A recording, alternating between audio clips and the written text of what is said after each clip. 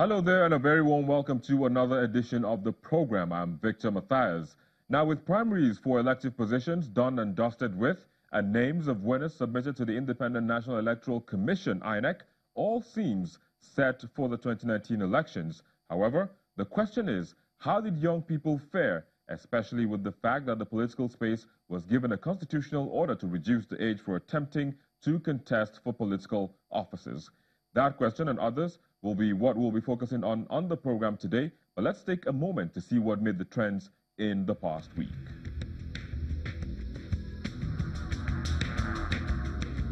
The presidency got Nigerians talking after releasing a statement which placed 50 high-profile Nigerians on traveling restrictions as part of measures to implement the just-signed Executive Order 6.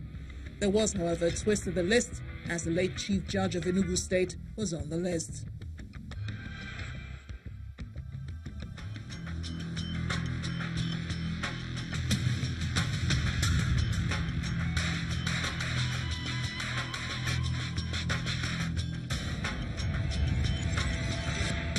The International Day of the Girl Child was celebrated with emphasis laid on promoting empowerment of the girl child and fulfillment of their human rights. Challenges that girls face the world over was also highlighted during the celebration.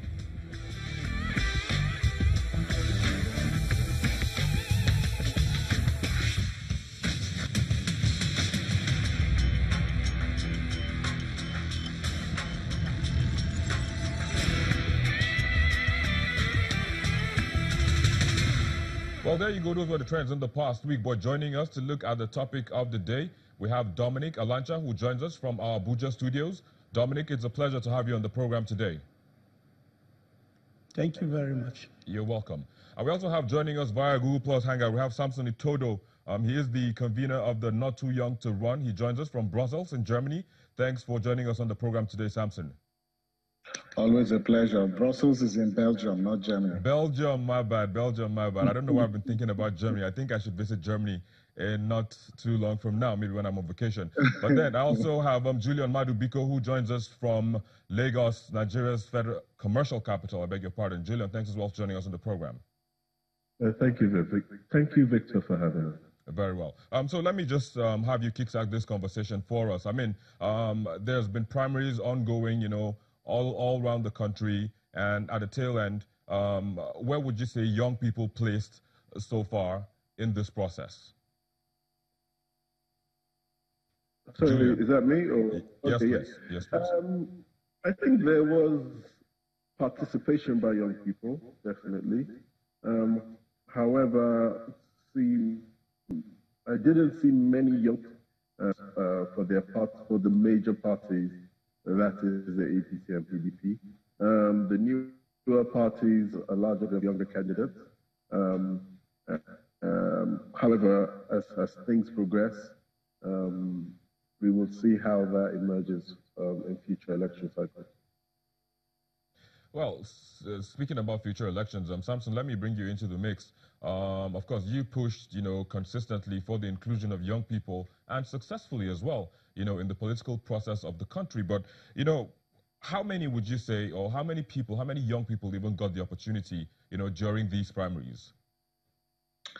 Well, thank you very much, Victor. The truth is we are witnessing a very encouraging trend where a lot of young people are getting interested to run for office. And when I say young people, I'm not referring to just youth. I'm referring to young people who have character, who have competence, who have capacity to provide the kind of leadership Nigeria needs to thrive in this 21st century.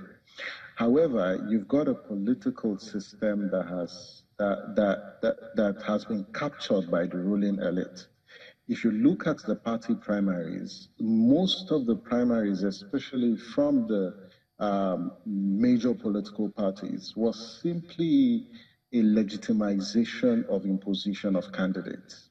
And that's totally unacceptable. To a large extent, what we saw was first a deliberate attempt by the political class not just to exclude young people, but women and persons with disability. If you look at the cost of forms that was imposed by political parties, you can clearly see that it was intention on the part of the political parties to exclude young people.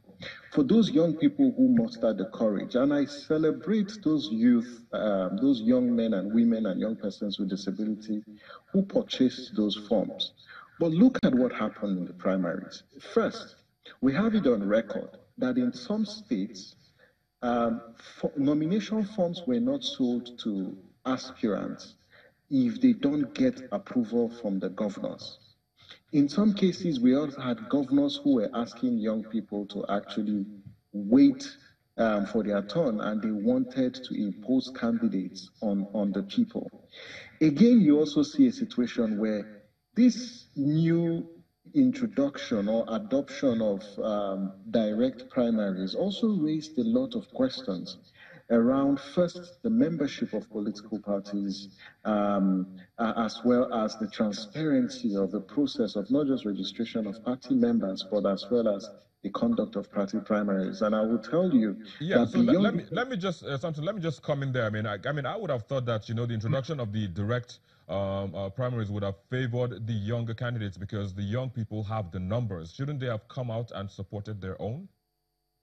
Well, let me make the point that if you said young people shouldn't have come out and supported their own, let me put on record that we've got APC youth candidates today at the State House of Assembly, but quite abysmally low. We also have PDP as well. Now, if you look at the membership of political parties, how many young people are members of political parties? And that's why we continue to encourage young people to get into those political parties. The second is, if you don't have what it takes to confront or perhaps compete against the hegemons in the two main parties, we've got 91 political parties. And I'm of the view that the only thing a party does for an aspirant is actually access to the ballot. If you know you're popular in your community, go to any platform, your people will still vote for you. But what we saw in this primary process has raised a lot of questions. But the good side of this is the fact that citizens are becoming more aware and they are getting interested in the candidate selection process. And I tell you, for 2023, this process is going to be a lot more better. Let's hope we get to that.